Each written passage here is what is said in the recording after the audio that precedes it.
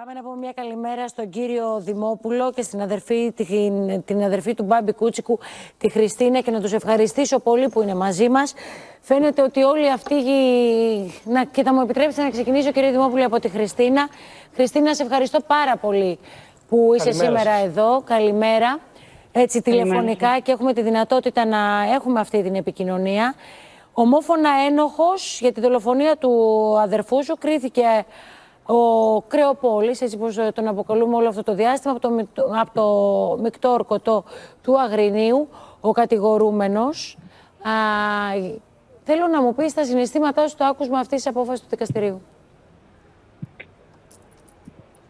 Δικαίωση που ο κατηγορούμενος δικάστηκε από το δικαστήριο με εισόδια. Αλλά ο πόνος είναι ακόμα εκεί για τον άνθρωπό μας που πυροβολήθηκε από κάποιον άνανδρα, πισόπλατα και θυμός.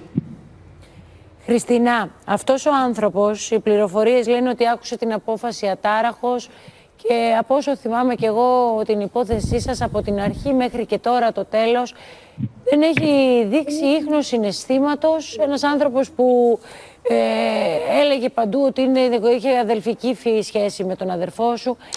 Θέλω να μου πεις πώς εσύ τον είδες μέσα στη δικαστική αίθουσα, αν περίμενες αυτή του την ψυχραιμία, την απόσταση, αν περίμενες αυτή την αντίδραση από αυτόν τον άνθρωπο που τελικά το δικαστήριο και η δικαιοσύνη αποφάσισε ότι αυτός ήταν που στέρισε τη ζωή του αδερφού σου. Ο άνθρωπος αυτός επί ένα μήνα ήταν λες και φορούσε μια μάσκα, ήταν ψυχρός. Στην απολογία του μόνο που μιλούσε έλεγε το ποίημά του, γιατί φαινόταν ότι το είχε όλο σχεδιασμένο στο κεφάλι του τι θα πει. Έκανε ότι σκούπισε ένα δάκρυ, ότι στεναχωρήθηκε για κάτι, ψέματα κι αυτό. Δεν δήλωσε ποτέ αθώος στο δικαστήριο, στην απολογία του, δεν είπε ποτέ είμαι αθώος. Απλά όταν βγήκε η απόφαση τελική, του έκαναν νόημα η δική του δικηγόρη και σηκώθηκε να πει ότι είμαι αθώος. Αλλά στην απολογία του δεν το είπε ούτε μία φορά. Σε κοίταξε στα μάτια? Όχι. Αν και σε κάποιο δικαστήριο του είπα κοίτα με, αλλά δεν με κοίταξε, όχι. Η μητέρα σου πώς είναι, Χριστίνα?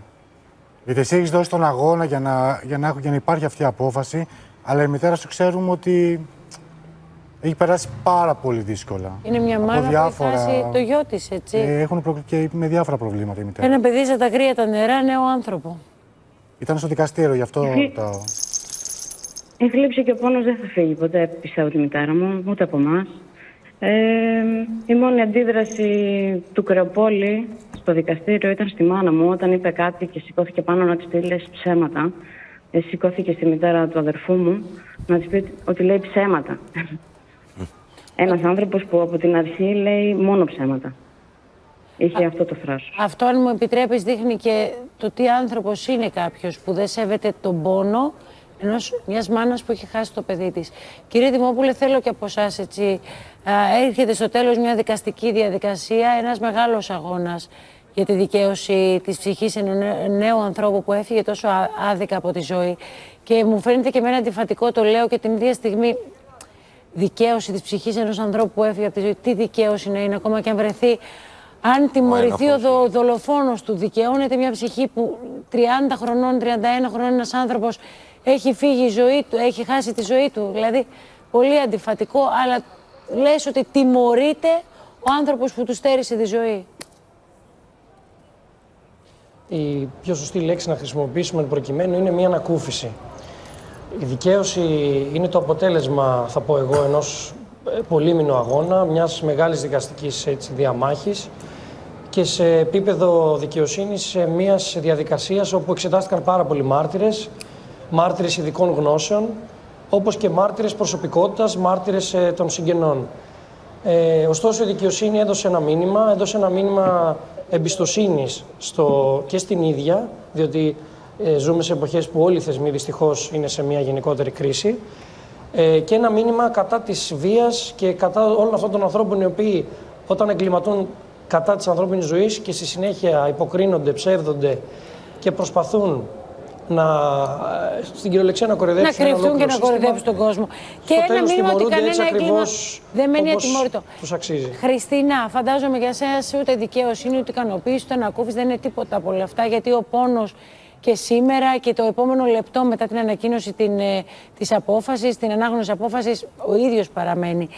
Πες μου λίγο, η τοπική κοινωνία, γιατί φαντάζομαι ότι είστε σε ένα μικρό μέρος που όλοι γνωρίζεστε μεταξύ σας. Πώς αντιμετώπισε αυτή την απόφαση, δηλαδή τι σου λέγαν και τι σου λένε τώρα και τι λένε και στη μαμά? Αυτό θα ήθελα να συμπληρώσω κι εγώ. Πέρα από συγγενικά μου πρόσωπα και φίλους, δεν έχω επαφές με πολλούς εδώ πέρα, γιατί λείπω 10 χρόνια από την Ελλάδα. Απλά αυτό που θα ήθελα να πω σε όλους, όχι μόνο εδώ τους ντόπιους, αλλά γενικά σε όλη την Ελλάδα και σε όλο τον κόσμο, όταν αυτοί οι άνθρωποι του καφενείου, του πληκτρολογίου, δεν ξέρω εγώ, όταν σε οποιαδήποτε υπόθεση λένε ή γράφουν πράγματα, προτού πούν ή γράψουν, πρέπει να σκέφτονται πώς νιώθουν οι άνθρωποι που ζουν την κατάσταση αυτή και πώς νιώθουν. Σωστό. Δηλαδή, ακούγαμε, χωρίς όπλο δεν πρόκειται να δικαστεί. Ο δικηγόρος του είναι γνωστός και καλός, θα βγει, θα δοθεί.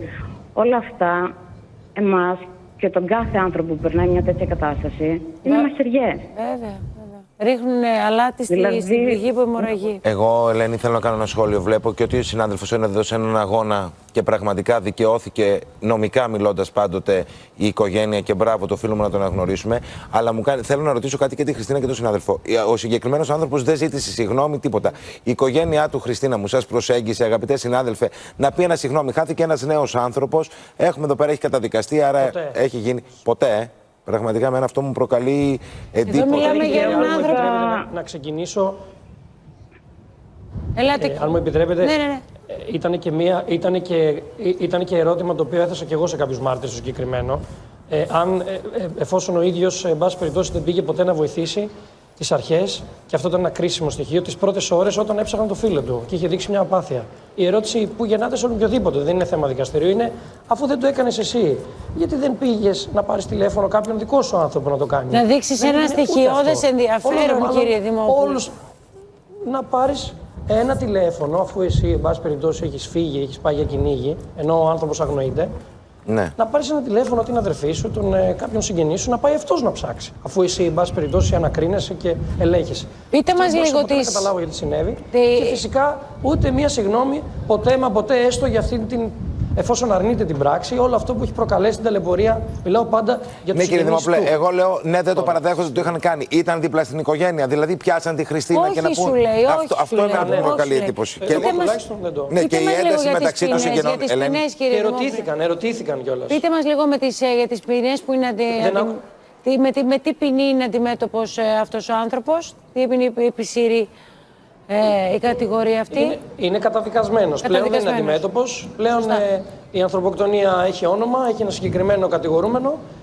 Καταδικασμένο με την σκάτη των ποινών, ποινή ισόβια κάθριξη σε ήρεμα ψυχική κατάσταση αδίκημα. Και 3 έτη φυλάκιση για το αδίκημα της οπλοχρησίας και οπλοκατοχής. Και δεν πήρε και καμία ποινή για την κακοποίηση ζώων που έκανε, που είναι και αυτό στο κάδρο, που κάτι δείχνει και αυτό για το τι άνθρωπος είναι αυτός ο άνθρωπος. Γι' αυτό και η εισαγγελέας τα ανέφερε αυτά.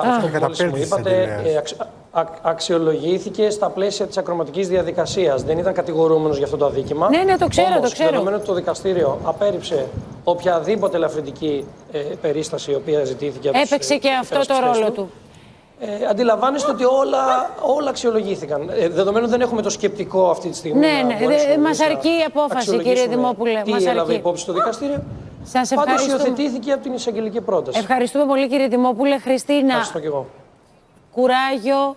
Τι να σου πω τώρα και για σένα και για τη μητέρα σου. Έχετε από εδώ και πέρα μόνο μια ανηφόρα και ένας Γολγοθάς στον οποίο πρέπει να ανέβετε. Τι να πω, να είστε δυνατές και η μία δίπλα στην άλλη. Και θα ήθελα να πω ότι ο Κώστας Δημόπουλος, εκτός από ένα εξαιρετικός δικηγόρος, είναι πάνω απ' όλα άνθρωπος. Δηλαδή, το πώς μου στάθηκε και πώς μας στάθηκε σαν οικογένεια. Γι' αυτό το είπε, Χριστίνα μου, από την πρώτη στιγμή και μπράβο του. Μπράβο του. Είναι καλό να αναφέρονται αυτά και να μην. Να είστε καλά, η δικιά μου ήταν τιμή. Σας ευχαριστώ. Να είστε καλά. Ευχαριστούμε, κύριε Δημόπουλε. Χριστίνα.